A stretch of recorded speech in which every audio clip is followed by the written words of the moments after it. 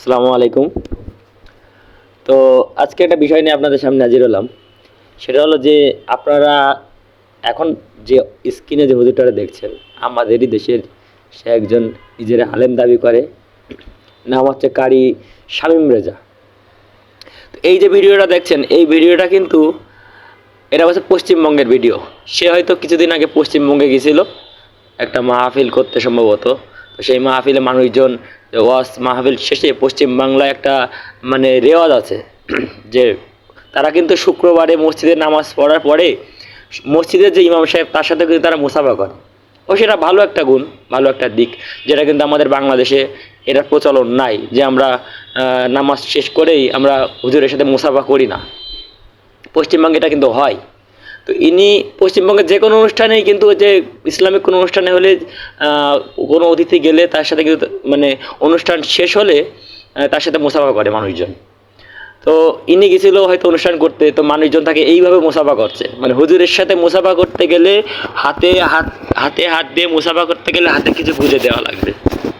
কিছু গুঁজে দেওয়া মানে বোঝেন তো, মানে হাদিয়া, 2 টাকা 5 টাকা 10 টাকা, মানে হুজুর এরা একটা এমনভাবে মুসাফা করছে মানে হুজুর চাঁদা তুলছে। তো এই পশ্চিমবঙ্গে যারা মানুষজন আছে আসলে এদের কি কোনো মানে জ্ঞান বুদ্ধি নাই? এ এ কি করে হুজুর হয়? এটা ভণ্ড, এটা আস্ত একটা ভণ্ড। এটা তো মাজার পূজা করে, এত করে মাজার পূজা। এ তো এই যে তাহেরি হুজুর, হ্যাঁ, এই যারা আছে এইসব এই কোয়ালিটির সে তাদের ভেতরে তাদের অনুসরণ করে। এর যে আসলে কোরআনের ভেতরে আল্লাহ বলেই দিয়েছে যে মানুষ তার বিবেকের কাজে লাগায় না, সে মানে কুকুরের থেকে অধম। তা ভারতের পশ্চিমবঙ্গে যে মানুষজন আছে, আমি তাদেরকে একটা কথা বলি, আসলে আপনাদের মধ্যে কি আল্লাহ বিবেক দেয়নি?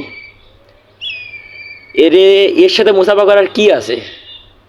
আর এ যেভাবে চাঁদা তুলছে, দেখেন যেভাবে চাঁদা তুলতে মনে হচ্ছে তো এই মুসাফা করছে না, চাঁদা তুলছে, মানে আসেন টাকা দেন চলে যান, মানুষজনের লুট করে খাওয়া। এর সাথে যদি এই হুজুরের সাথে এই যে আপনার শামীম রেজা হুজুরের সাথে যদি আপনি বিশ্বাস করেন ভাই, আমাদের একটা মাদ্রাসার ছেলেপিলেরা যদি বসাই দেই, আমার মনে হয় হুজুর জামা প্যান্ট পায়জামা ঢিলা হয়ে যাবে হুজুরের। মানে ওর ভেতর তো আল্লাহর কালাম কি আছে না আছে, আমার তো আমি তার যতগুলো বক্তব্য শুনি দিনের কথা বা হাদিস কোরআন নিয়ে আলোচনা সে করেই না, শুধু আজাইরা বকে বোঝেন, মানে মন করা কথা বলে। ট্রেনে উঠেছে, টিটি কি করলে, পকেটে টাকা হাত দিলাম, এই করলাম তাই করলাম। এতে করে মানুষের হেদায়েতের কি হবে? কি শিখবে তার কাছ থেকে? আর সে তো আমার তো মনে হয় না সে কোরআন হাদিস সম্পর্কে কিছু জানে। আমি তো কিছুই জানি না ভাই, আমি কিছুই জানি না। আমি কোরআন হাদিস সম্পর্কে কিছুই জানি না, কিন্তু কোনটা ঠিক আর কোনটা ভুল এটা বোঝার ক্ষমতা আল্লাহ আমার দেশে। তো আপনারা যে এই হুজুরের সাথে যেভাবে মুসাফা করছেন বা মুসাফা করে যেভাবে টাকা দিচ্ছেন, মনে হচ্ছে তো বড় পীর হয়ে গেছে। মানে এর উপরে পীর এই যে ভারতীয় উপমহাদেশে মনে হয় আর কেউ নাই। আসলে নিজের বিবেকটাকে কাজে লাগানো উচিত। আপনারা নিজের বিবেকটাকে কাজে লাগান, নিজের বিবেকটারে আপনারা কাজে লাগান ভাই। এসব ভণ্ডদের প্রশ্রয় দিয়েন না। আপনারা এই ভণ্ডদের প্রশ্রয় দেন বলেই আজকের ইসলামের এই দুর্দশা। এইসব ভণ্ডদের আপনারা প্রশ্রয় দেন বলে আজকের ইসলাম অনেক সংকটে রয়েছে। আজকের আপনারা এইসব ভণ্ডদের প্রশ্রয় দেন বলে ইহুদি খ্রিস্টান নাসারারা আমাদের পেয়ে বসে। আপনারা এইসব ভণ্ডদের প্রশ্রয় দেন বলেই আজকের আমাদের প্রতি পদে পদে মার খাওয়া লাগে রে ভাই, প্রতি পদে পদে মার খাওয়া লাগে। কোনটা ঠিক আর কোনটা ভুল এটা বোঝার ক্ষমতা আল্লাহ আপনাদের দিক দয়া করে। কারণ এর কাছ থেকে শেখার আপনাদের কিছুই নাই, এর কাছ থেকে শেখার কিছুই নাই। এদের কাছে আল্লাহ এবং আল্লাহ রসুলের থেকে পীর আগে, তারা পীর ছাড়া কিছুই বোঝে না। অবশ্যই পীর থাকা ভালো, তাহলে পীরির ভক্তি এতটা করা উচিত না যেখানে আল্লাহ এবং আল্লাহ রসুলের থেকে পীরির ভক্তিটা বেশি হয়ে যায়। সুতরাং আপনারা এইসব ভণ্ডদের পাল্লায় পড়েন না ভাই। এদের এই মুসাফা করে আপনার কোনো লাভ হবে না। এদের এই 2-10 টাকা দিয়ে আপনার কিছুই হবে না। এই 2-10 টাকা যদি আপনি একটা ইয়েতিম কিংবা একটা অসহায় মানুষের দান করতেন, আমার মনে হয় তাতে আপনার সওয়াব হতো।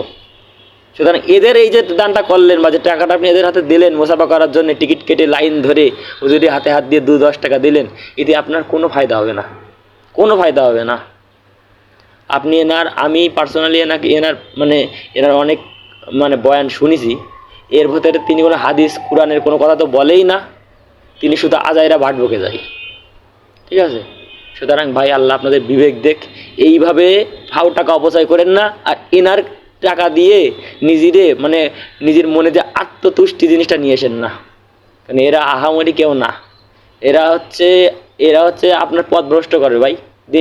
দিনের পথে তো আপনার নিয়ে আসবেই না, এরা আপনার পথ ভ্রষ্ট করবে। আল্লাহ আপনাদের বোঝার তৌফিক দিক এবং মানে সুপথে চলার তৌফিক দান করুক। আল্লাহ হাফেজ।